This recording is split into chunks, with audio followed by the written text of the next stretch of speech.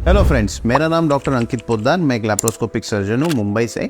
तो आज हम बात करेंगे कि गॉल ब्लैडर स्टोन की जांच कैसे करती है और उसकी ट्रीटमेंट क्या होती है।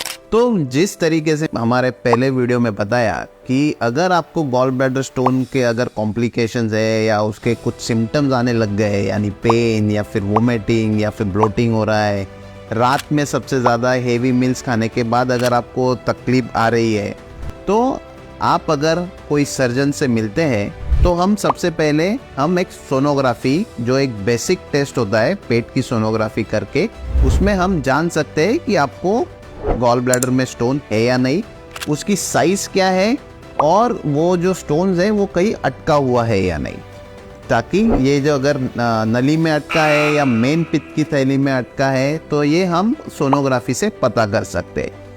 और बाकी के जो हम सब बेसिक टेस्ट करते हैं, यानी कि सीबीसी, जिसमें अगर इन्फेक्शन है तो वो डब्ल्यूबीसी जो वाइट पेशी होती है वो बढ़ने की चांसेस दिख सकते हैं, तो वो हम जो बेसिक टेस्ट है वो करते हैं।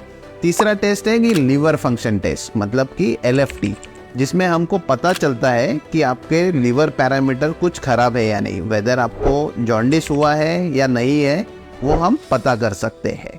अगर इसमें काफ़ी बार अगर नहीं पता चलता है तो हम एडवांस टेस्ट भी कर सकते हैं, जिसे हम सीटी स्कैन या फिर एमआरआई भी करने की कोशिश करते हैं, जिससे हमको ऑन डिटेल में जानकारी मिलती है कि स्टोन्स कहाँ अटका हुआ है, उससे कुछ सूजन है या नहीं, वगैरह वगैरह। तो इसके ऊपर जो ट्रीटमेंट है वो हम अभी बात करेंगे। बहुत सारे पेशेंट्स आते हैं ये सोच के कि उसके ऊपर कोई मेडिकल ट्रीटमेंट है या फिर टैबलेट की वजह से वो स्टोन्स पिघल सकते हैं या फिर सिर्फ सर्जरी ही ट्रीटमेंट है। तो बहुत सारे जब पेशेंट मेरे पास आते हैं तो वो चाहते हैं कि उनके कोई टैबलेट्स वगैरह की वजह से वो स्टोन पिघल जावे, पर पूरी दुनिया में स्टोन जो होते हैं, जो गॉल ब्लैडर स्टोन्स होते हैं, वो कोई भी टैबलेट से, आप आयुर्वेदिक टैबलेट करिए या होम्योपैथिक टैबलेट करिए या एलोपैथिक टैबलेट करिए, वो स्टोन्स ऑटोमेटिक पिघलते नहीं है। इसके ऊपर सिर्फ एक ही ट्रीटमेंट है, ये ट्रीटमेंट है कि उसको सर्जिकली गॉल ब्लैडर को निकालना ही पड़ता है। तो बहुत सारे पेशेंट ये भी जानने की कोशिश करते हैं कि गॉल ब्लैडर ना निकालने से अलावा सिर्फ हम स्टोन निकाल सकते हैं क्या, जैसे कि किडनी की स्टोन में हम कैसे सिर्फ स्टोन निकालते हैं। तो बहुत सारे पेशेंट ये भी पूछते हैं कि हम सिर्फ स्टोन निकाल लेवे और गॉल ब्लैडर वैसा ही रखें, तो ऐसा कोई मॉडलिटी या ट्रीटमेंट अवेलेबल है क्या। तो मैंने जैसे आपको प्रीवियस वीडियो में बताया कि गॉल ब्लैडर अगर कॉन्ट्रैक्ट करना बंद कर देता है तो जो बड़ा पित्त होता है उसकी वजह से स्टोन्स होते हैं। तो अगर हम बाई चांस ऐसा कोई ट्रीटमेंट अवेलेबल भी होता है कि हम सिर्फ स्टोन निकाल लेवे, तो जो ऑलरेडी आपके शरीर में गॉल ब्लैडर काम नहीं कर रहा है, तो जो पड़ा पित्त है तो वापस स्टोन्स होने के संभावना होती है।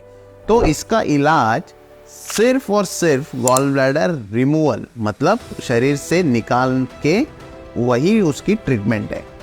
तो इसके बारे में हम बात करेंगे कि ये जो सर्जरी है, गॉल ब्लैडर रिमूवल सर्जरी, वो कौन से टेक्निक से हम करते हैं। तो पुराने ज़माने में ओपन सर्जरी करते थे, मतलब कि यहाँ पे एक बड़ा चीरा लेके वो गॉल ब्लैडर निकालते थे। पर एज एडवांस जो टेक्निक्स है हम ये लैप्रोस्कोपी से करते, उसको ही दूरबीन से भी कहा जाता है। तो लैप्रोस्कोपिक सर्जरी माने कि हम शरीर में 3 से 4 छोटे छोटे होल करके एक बड़ा स्क्रीन के ऊपर हम ये पूरा सर्जरी देखकर ये परफॉर्म करते हैं। इस चीज़ की वजह से पेशेंट को रिकवरी में काफ़ी हेल्प होती है। बड़ा कट ना होने की वजह से इन्फेक्शन होने के चांसेस काफ़ी कम होते हैं। पेशेंट दूसरे दिन अपने काम पे भी जा सकता है और इस वजह से कोई कॉम्प्लिकेशन होने के चांसेस काफ़ी कम हो सकते हैं। अगर बाय चांस अगर आपके लीवर फंक्शन टेस्ट में अगर जॉन्डिस दिख रहा है तो उसके ऊपर की जो ट्रीटमेंट है वो चेंज हो जाती है। तो जॉन्डिस जब भी हमको दिखता है, इसका मतलब कि जो स्टोन्स है वो मेन पित्त की नली में जाके अटका हुआ है। तो सबसे पहले हम ईआरसीपी के द्वारा, मतलब कि मुंह से कैमरा डाल के वो मेन पित्त की जो नली में जो स्टोन अटका हुआ है उसको हम पहले निकालते हैं और फिर दूसरे दिन हम गॉल ब्लैडर लैप्रोस्कोपिकली निकालते हैं। तो ये है पूरा इसका ट्रीटमेंट। तो ये वीडियो में हमने जाना कि गॉल ब्लैडर स्टोन की जांच कैसे करनी है और इसके ऊपर की ट्रीटमेंट मोडेलिटीज क्या है। तो अगर इसके रिलेटेड अगर आपको कोई भी डाउट है कि इसकी जांच किस तरीके से करनी चाहिए और उसके ऊपर की जो ट्रीटमेंट है वो कैसे करनी चाहिए, तो आप हमें या तो आपकी नज़दीकी किसी भी सर्जन को जाके मिल सकते हैं। अगर आपको कोई क्वेरी है तो हमारे कमेंट बॉक्स में आप पोस्ट कर सकते हैं। मैं और मेरी टीम में से कोई भी मेंबर आपको रिप्लाई ज़रूर करेंगे। Thank you.